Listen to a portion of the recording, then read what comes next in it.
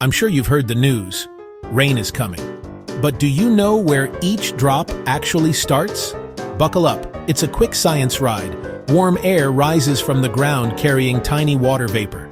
As it climbs, it cools. Vapor condenses onto microscopic dust. Instant cloud seeds. Those cloud droplets collide and merge, growing bigger and heavier. Updrafts keep them floating until gravity wins. When droplets get too heavy, they fall as rain, sometimes freezing into snow or sleet before hitting the ground. Temperature and air currents decide the type of precipitation. Tiny changes make big differences. Recap: heat lifts vapor, condensation on dust, droplets merge, gravity sends rain down. Want more quick science? Hit follow for daily brain snacks. Next time you smell that first wet breeze, you'll know exactly what's happening.